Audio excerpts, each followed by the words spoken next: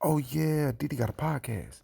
Breaking news. So we have yet another former Turning Point USA employee who is now a whistleblower sharing some things about Turning Point USA. But this is probably even deeper than what we've heard any other employee say before. Because a few weeks ago, I interviewed a former Turning Point USA employee. You should go and check that out when you get a chance. And he shared some information about a few things, including Erika Kirk. But this guy right here goes a little bit deeper. His name is Matthew Tucciaroni, and he also shares some information about what a former Arizona committee woman by the name of Liz Harris, what she had to say and what the quote unquote known secret is about Turning Point USA and who's actually running Turning Point USA and how it's been a thing in Arizona. Everybody's known it within Arizona well before September 10th. So let's first hear what he had to say, and then we're going to go to the audio call that he recorded where Liz Harris, the committee woman, stated some things about Charlie Kirk, Turning Point USA, and some other people as well. Us to the stuff that's coming out now about Turning Point, it's always been there, even well before 2024. During the inception of Turning Point, Arizonans have done a great job at investigating. It just never got out of the boundaries of our state. It never did until now. There was a conversation that I had with Liz Harris, who used to be part of the Arizona House of Representatives. Yeah, we know Liz. Yep. I had a conversation with her. I have it recorded too, because in Arizona you can record conversations. She literally said to me, Turning Point's Mossad. Tyler Boyer is Mossad. They're Neocon. They're all neocons. Liz Harris told you this? Liz Harris told me this. I have recorded. She told you Tyler Boyer was Mossad? Yep. And neocons. They're the neocons, and they're connected to Mossad. I have it all on recording. Which perfectly aligns with what we've been saying about Charlie Kirk, what I've been saying about Charlie Kirk well before September. It just made the most sense because of his weird takes when it came to Israel early on. That is before he started to change his tune. I'm like, everybody around you is stating the obvious, but Charlie Kirk, who seems to be very well read, seems extremely intelligent, somehow, for some reason, some way, it took him a lot longer than everybody else to see the writing on the wall. So that's when and these are the people that tried to warn me about Turning Point. Liz tried to warn me. My friend Luke tried to warn me. A lot of people tried to warn me, but I wanted to see for myself. I'm that kind of person because I am here for the truth, and I wanted to see for myself. And when Charlie died, that was it for me. It was time to come out. It was time to come clean and let everybody know what I witnessed, participated in, and I do apologize to the American people. I really do. So we have internal communications that have obviously been leaked since Charlie's death, indicating that he was leaving the Zionist cause. He said he was going to be forced to leave the pro-Israel cause. It's completely understandable that employees at Turning Point would ask leadership, well, what direction are we going to go in on this Israel issue? Was Tyler Boyer ever asked that explicitly, and what was his answer? Specifically, Tyler Boyer, I would say, so my friend, when she was in his office, said to him, what is it that you have? Why are you so against Candace Owens, the Israel cause, etc.? She's brave. She's bold. She'll ask Tyler Boyer right to his face because she wants to know what is the big deal about not supporting Israel. That's when he shut the door, pulled her in, and said, listen, I'm a Zionist. Candace Owens is a Black conservative who wants to be relevant in this movement, and she's doing whatever she can at all costs to stay relevant.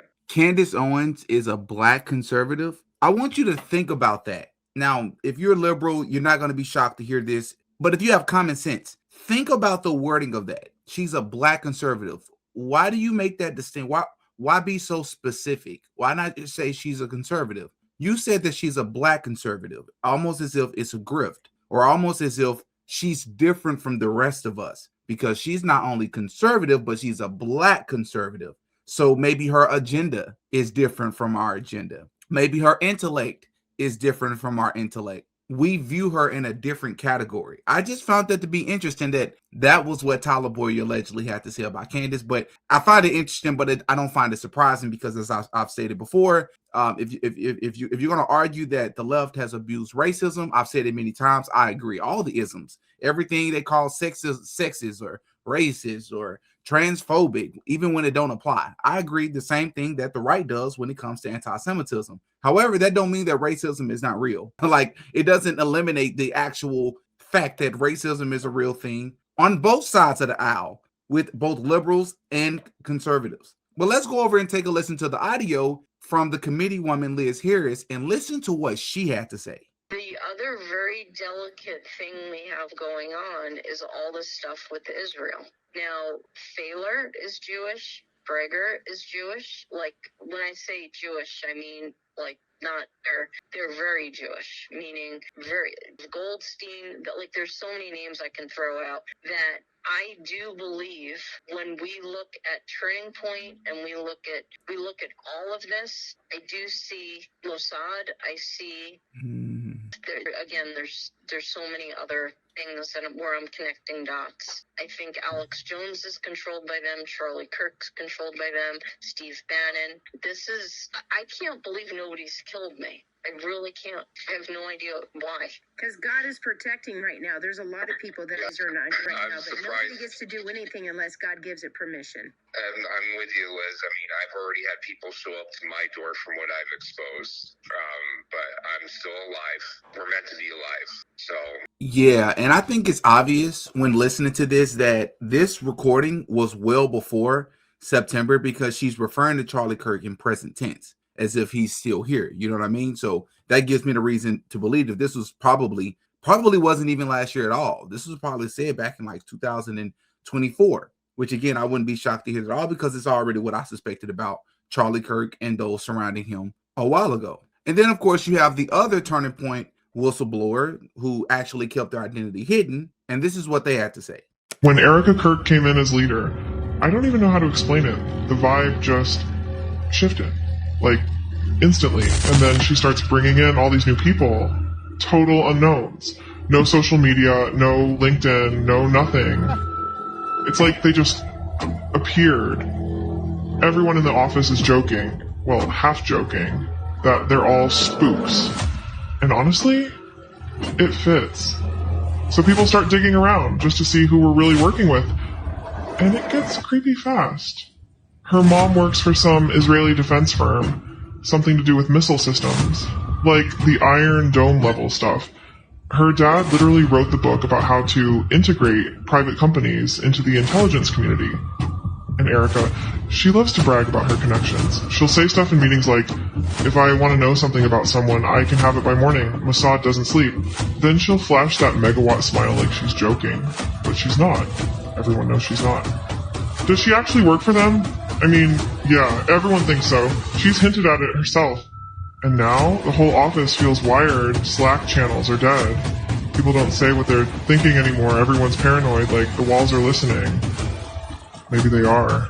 I'm not surprised to hear about any of that. And I also don't blame the person for keeping their identity hidden, because to the committee, Liz Harris's point, it's dangerous. And she don't even know how she's alive, because they're getting people up out of here. But I think they pick and choose depending on how much reach you have. You know, so if you're somebody with a few 100,000 followers, that's one thing. But to have millions upon millions of reach, like Charlie Kirk had over 30 million followers collectively. I mean, that's just another level of reach, especially if a person or a group feel like they are part of, if not single-handedly, the number one reason why it is that you're who you've become, right? Because they were the ones backing you, either knowingly or unknowingly. That is, if Charlie knew about it or if he didn't know about it. So yeah, man, more and more stuff is coming out. I even just saw a clip where Erika, on an interview that she did a couple of months ago, I believe his name is Ben, slips up and says when Charlie passed away 3 years ago, and then corrects himself. Look at the way Erika responded to this. Yesterday was the 3-year anniversary. Or sorry, the 3-month anniversary. It feels like 3 years at times. It feels like 3 years. Doesn't it? I mean, it's got to, even more for you. It just feels like it was forever ago. It's crazy. The Charlie's final book is out. Okay. Has nobody sat Erika Kirk down and said, yeah, this isn't reading well. You know, you beaming all the time, you acting giddy every time somebody talks about your husband's death. It's very, very strange. And people don't like it. At least she semi-caught herself here when she felt her smile reach its maximum capacity. She was like, oh shit, maybe I should reel it in. You should reel it in, Erika. And I agree, it does feel like it's been 3 years since Charlie Kirk's been gone, because we have seen you every single day for 3 months. And that's more than we ever even saw Charlie Kirk. Okay, I said this before. It's like Charlie Kirk wasn't this famous. He's more famous after his death, of course, because of the way that it happened. But this woman is just everywhere all the time. And it's just too much. Again, not to just continue to repeat myself, but it doesn't sound like and seem as if we're actually talking about somebody that passed away. It almost seems like we're in a movie or something, like this weird world. You know, I'll put it to you like this. If something happened to me and my wife behaved that way, I would tell you all to investigate her with every bit of resources you have. But hop in the comment section and give me your thoughts, man. I'll catch you all in the next one.